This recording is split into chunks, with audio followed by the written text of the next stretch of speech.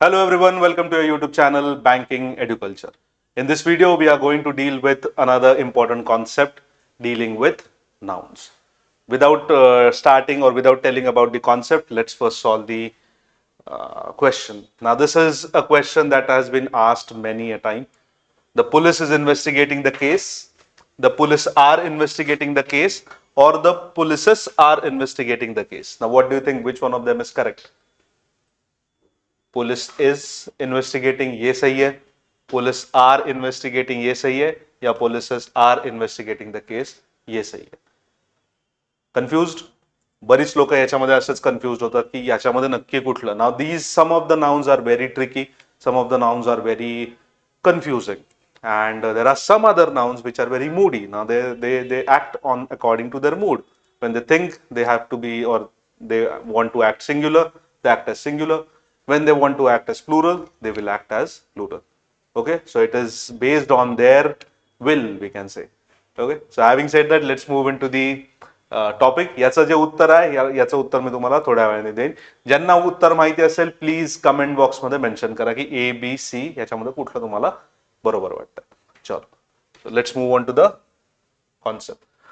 Now there are some nouns ज्याला मी आपण म्हणूयात hidden plurals. Now these nouns I have called them as hidden plurals.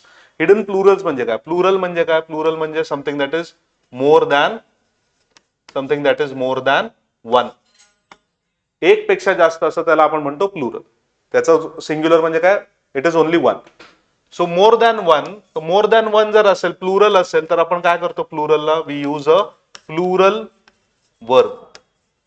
बरोबर ना? प्लुरल नाउन असेल तर आपण काय करतो? प्लुरल वर्बचा वापर करतो. बरोबर. फॉर एक्झाम्पल, आता जर आपण इथे बॉय घेतलं, a boy,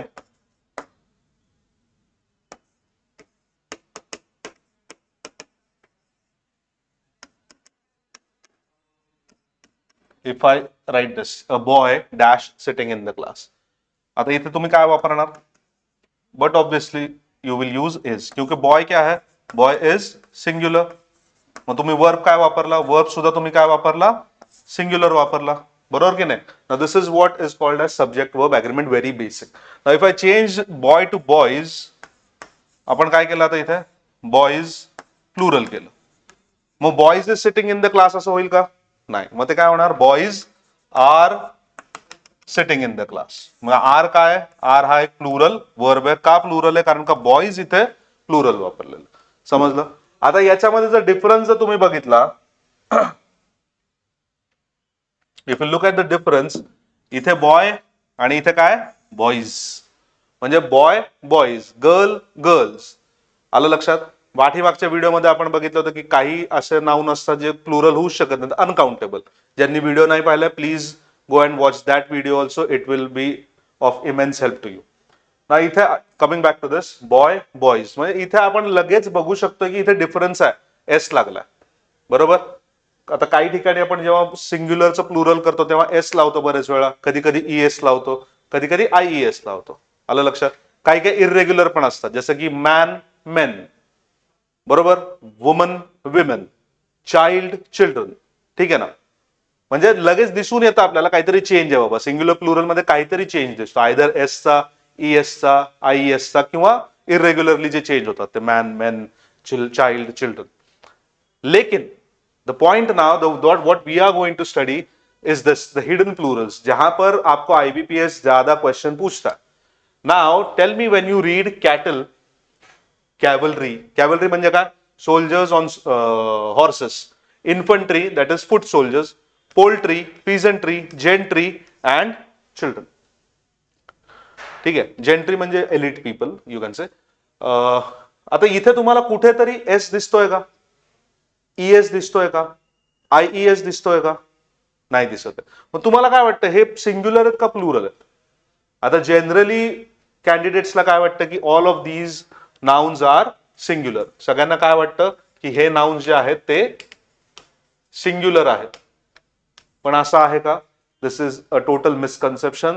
it is not the case. These nouns are not at all singular. All of them are what? All of these nouns are plural nouns. काय आहे ते?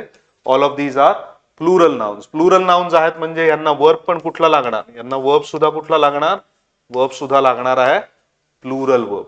आलं लक्षात, लक्षात आहे. ह्याच्यासाठी लक्षात राहील ना, ह्याच्यासाठीच मी याचं नाव दिलंय हिडन प्लुरल्स. मतलब these nouns will look singular but are always plural. ठीक आहे ना, म्हणजे ह्याचं काय, याला कुठेही SES IES लावायचं नाही. म्हणजे आता एक्झाम मध्ये काय होणार, तुम्हाला कॅटल्स असा शब्द येणार. ठीक आहे ना, cattles are grazing in the field. अरे बाबा, कॅटल्स हा शब्दच नाहीये. आलं का लक्षात, कॅटल हाच शब्द आहे जो प्लुरॅलिटी दर्शवतो. आलं लक्षात, त्यामुळे SES IES अजिबात लावायचं नाही. कॅटल कॅटल हे प्लुरल आहे. कॅव्हलरीज नाही, इन्फंट्रीज अजिबात नाही. कॅव्हलरी, इन्फंट्री, पोल्ट्रीज, पिजंट्रीज, जेंट्रीज, चिल्ड्रन्स, अशा बऱ्याचशा चुका किंवा चुकीचे शब्द, चुकीचे सेंटेन्सेस तुम्हाला एक्झाम मध्ये दिले जातात. त्यामुळे काळजी घ्यायची आहे की ह्या गोष्टींसाठी तुम्हाला SES हिडन प्लुरल जे आहेत त्यांना SES IES अजिबात लावायचं नाहीये. आलं लक्षात. I hope the concept is clear. Okay, जर नसेल तर please rewind the video and watch it again. Till then we will solve the question. Same hidden plurals, same words इथे ठेवलेले आहेत आणि इकडे तुम्हाला 2 क्वेश्चन दिलेले आहेत. The cattles are grazing, the cattle is grazing. आता तुम्हाला काय वाटतं कोणतं बरोबर आहे? आता जनरली मुलं काय करतात, याला पण करेक्ट हे करतात आणि यालाही करेक्ट करतात, पण तसं आहे का केस? नाही. आपण आत्ताच जस्ट काय शिकलोय की हे जे वर्ब्स आहेत, सॉरी हे जे नाउन्स आहेत हे काय आहेत, हे हिडन प्लुरल्स आहेत. हिडन प्लुरल म्हणजे काय, दे look singular, they look singular but are plural. Yes or no? They look singular but they are plural. म्हणजे काय, यांना SES किंवा IES लावायचा नाही, पण वर्ब हा प्लुरल लावायचा. इथं काय झालंय आता लक्षात घ्या, इथं काय झालंय, द कॅटल्स आर ग्रेझिंग. आता एवढं छोटं वाक्य येणार नाहीये तुम्हाला, हे मोठं वाक्य असेल. जस्ट इथे बस, म्हणजे फॉर युअर अंडरस्टँडिंग पर्पज इथे मी वाक्य छोटी ठेवलेली. The cattles are grazing. आता इथं पहिली चूक काय की इथे एस लावलाय. एस लावायचं आहे का नाही लावायचं? This is going to be your wrong answer, और this is the wrong statement. The cattle is grazing.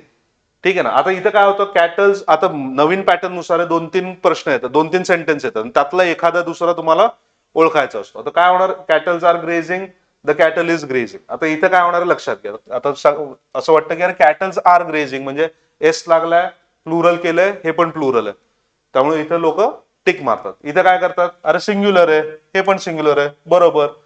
तसं आहे का? नाही. आपण काय शिकलोय, हिडन प्लुरल आहे. They look singular but are plural. त्यामुळे कॅटल बरोबर आहे, इथपर्यंत बरोबर आहे. चूक कुठे झाली आहे? चूक इथे झाली. इथे इजच्या जागी काय पाहिजे होतं, आर पाहिजे होता. त्यामुळे हे वाक्य सुद्धा चुकीचं आहे. तुम्हाला एक्झाम मध्ये काय देणार, अजून एक वाक्य देणार असं की the cattle are grazing. The cattle are grazing. आता इथे तुम्ही काय बघायचंय की आता हे दोन्ही तुम्हाला माहिती आहे काय चुका. इथे काय, cattle looking singular but it is plural. Verb कोणता आहे? आर. आर वर्ब कोणता आहे? हाही प्लुरल आहे, म्हणजे दोन्ही प्लुरल होत आहे ना. अरे येस और नो? बिल्कुल हो रहा है. So this is going to be your correct statement.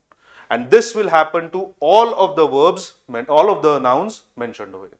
आलं लक्षात?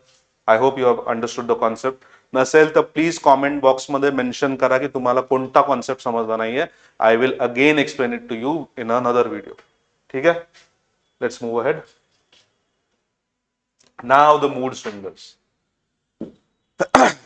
आता मी व्हिडिओच्या सुरुवातीलाच म्हटलं होतं की काही नाउन्स असे आहेत जे मूडी आहेत, मग त्यांच्या मूडनुसार चेंज होतात. जसं की committee, jury, house, ministry, family, mob, crowd, audience, police, team, number, board, staff.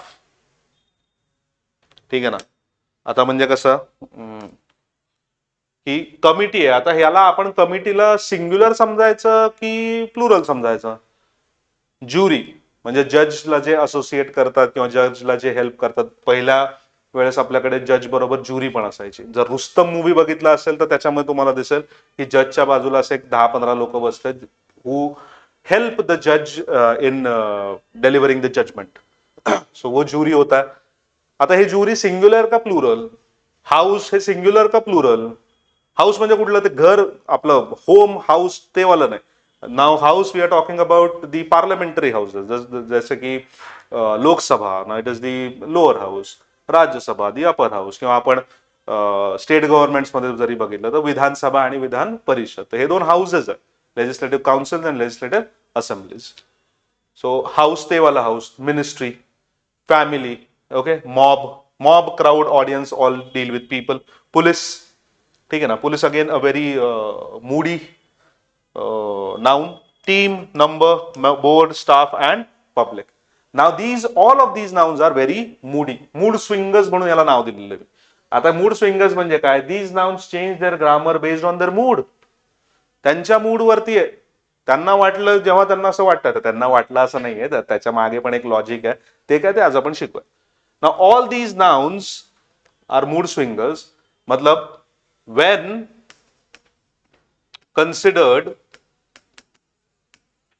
considered as a single entity. So all of these nouns, when considered as a single entity, they act as singular nouns. They act as singular nouns. आलं लक्षात?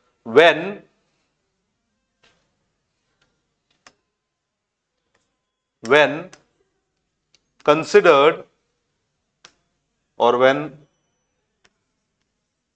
let us say, when not considered as a single entity,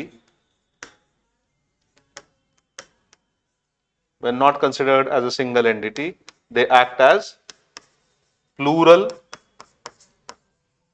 nouns. म्हणजे जेव्हा आपण यांना single consider करतो तेव्हा ते singular nouns सारखे वागतात. जेव्हा आपण त्यांना प्लुरल कन्सिडर करतो तेव्हा ते प्लुरल सारखे वागतात. फॉर एक्झाम्पल कसं, आता मला माहिती आहे की बऱ्याच लोकांना कन्फ्युजन झालं असेल, 2 मिनिटात तुमचं हे कन्फ्युजन दूर करतो. कमिटी. आता कमिटी म्हणजे काय? कमिटी म्हणजे ग्रुप ऑफ मेंबर्स. म्हणजे असं काही 4-5 लोकांना आपण एकत्र करतो आणि त्यांची एक कमिटी बनवतो आणि म्हणतो की XYZ गोष्टीवरती निर्णय द्या किंवा XYZ गोष्टीचा अभ्यास करा. फॉर एक्झाम्पल, लेट अस से की महाराष्ट्रामध्ये रस्त्यावरती खूप खड्डे आहेत आणि ते खड्ड्यांचा प्रॉब्लेम कसा सोडवायचा याच्यासाठी महाराष्ट्र सरकारने एक कमिटी बसवली. लेट से एक 10 लोकांची कमिटी बसवली आणि त्यांना म्हटलं की एक 6 महिन्यात आम्हाला याच्यावरती सोल्युशन द्या, की प्रॉब्लेम काय त्याचे सोल्युशन काय. ठीक आहे, आता कमिटी बसवली. आता जेव्हा कमिटी बसवली आहे आणि कमिटी जर एकमत असेल, आता त्या सगळ्या 10 मेंबर्सनी सांगितलं की बाबा हे कन्स्ट्रक्शन नीट झालं पाहिजे, काही व्हॉट एव्हर त्यांचे जे काय स्टडी केल्यानंतर जे काय त्यांचं उत्तर असेल ते जेव्हा ते देत आहेत आणि तेव्हा ते एकमत असते, तेव्हा ती कमिटी काय केली जाणार? That committee will be considered as a single entity. So the committee is going to have a meeting today, for example. म्हणजे ती कमिटी आज मीटिंग करणार आहे रिगार्डिंग पॉटहोल्स इन महाराष्ट्र. आता जेव्हा ती मीटिंग कंडक्ट करणार आहे कमिटी, तेव्हा त्या कमिटीला आपण एक समजतो. ठीक आहे, म्हणून आपण काय वापरलं? The committee is going to have a meeting today. आलं लक्षात? आता मीटिंग मध्ये काय होतं? मीटिंग मध्ये हे म्हणतात की अर्धे लोक म्हणतात की पॉटहोलचं कारण XYZ आहे आणि अर्धे लोक म्हणतात की पॉटहोलचं कारण ABC आहे. म्हणजे काय झालं? कमिटी आता 2 ह्याच्यामध्ये डिवाइड झालेली आहे. अर्धे लोक म्हणतात XYZ कारण आहे, अर्धे लोक म्हणतात की ABC कारण. आता इथे काय आलं? कमिटीला आपण सिंगल एंटिटी कन्सिडर करतोय का? आपण कमिटीला सिंगल एंटिटी कन्सिडर करतोय का? No, we are not considering because the committee is now divided. तो नाव कमिटी आर बायस्ड और committee are divided on so and so issue. आलं लक्षात? त्यामुळे हे नाउन जेव्हा तुम्हाला परीक्षेत दिसतील तेव्हा तुम्हाला फक्त ग्रामर रूल्स नाही, तुम्हाला त्याचा इसेन्स, त्याचा क्रक्स, त्याचं अंडरलाईंग मिनिंग सुद्धा समजून घ्यायचं. जर ते नाही समजलं तर योग्य उत्तर तुम्हाला मिळणार नाही. सोपी कॉन्सेप्ट आहे, लक्षात घ्या की Wien considered as single entity, जेव्हा त्याला आपण सिंगल एंटिटी कन्सिडर करतो ते सिंग्युलर नाउन सारखे वागतात. जेव्हा आपण त्यांना नाही कन्सिडर करत तेव्हा ते प्लुरल नाउन सारखे वागतात. आय होप तुम्हाला कॉन्सेप्ट कळली आहे. जर काही कन्फ्युजन असेल तर will just go through the questions आणि तुमचा डाउट जर असेल तर क्लियर होऊन जाईल. ठीक है, सेम थिंग यहां पर बस मैंने अभी क्या बोलते हैं उसको, सेंटेंसेस डाले. ठीक है ना. These noun change according to their और change the grammar according to the mood. Now the jury dash given dash verdict. ठीक आहे ना. The jury dash given dash verdict म्हणजे ज्युरीने त्यांचं वर्डिक्ट दिलेलं आहे. आता त्यांचं वर्डिक्ट दिलंय म्हणजे त्यांचं जजमेंट दिलंय. आता असं जजमेंट देताना जर आपण इसेन्स अंडरलाईंग मिनिंग जर बघितलं तर ज्युरी एक आहे का डिवाइड झालेली आहे इथे. त्याचा उत्तर काय की ज्युरी इथे is considered as a single entity.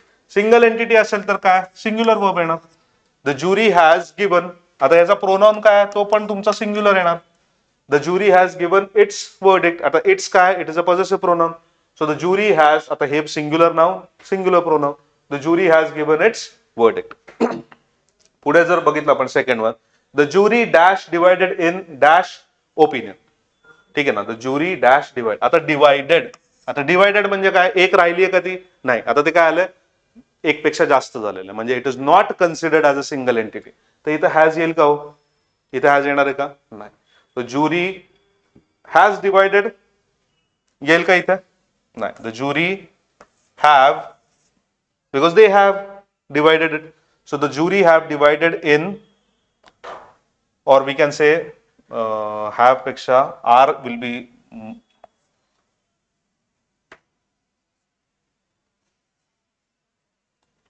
the jury are divided.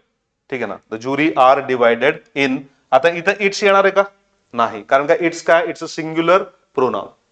ठीक आहे ना. Possessive pronoun in singular form. तो jury are divided in their opinions. येतंय लक्षात. अजून इथे जर टेक्निक दुसऱ्या वापरायचे असेल तर इथे आपण बघू शकतो की ओपिनियन्स झालेलं आहे. आता जर हे डिवाइड नसते ज्युरी एक असती तर इथं फक्त ओपिनियन असतं. पण ज्युरी काय 10 लोकांची ज्युरी आहे 5-5चे गट झालेले. एक गट काहीतरी वेगळं म्हणतोय दुसरा गट काहीतरी वेगळं म्हणतोय म्हणजे 2 ओपिनियन झाले तिथे. त्याच 10 लोकांना जर तुम्ही 4 याच्यामध्ये जर ग्रुपिंग्स केलं तरी पण तेच होतं. लक्षात आलंय. So when considered as a single entity singular noun sorry Wien considered as a single entity singular verb आणि सिंग्युलर प्रोनाउन येणार. Wien considered as a plural entity plural verb आणि प्लुरल नाउन येणार आहे. इथं तुम्हाला लक्षात येत असेल. आय होप कॉन्सेप्ट क्लिअर झाली असेल. Let's move on to the next one. ना ते 2 सेंटेन्सेस आहेत. The audience was spellbound by the performance. The audience were taking their seats. आता यातला कोणता करेक्ट कोणता wrong. Now this is going to be a trap. बरेच लोकांना इथे वाटेल दोन्हीपैकी एक करेक्ट आहे. तसं नाहीये.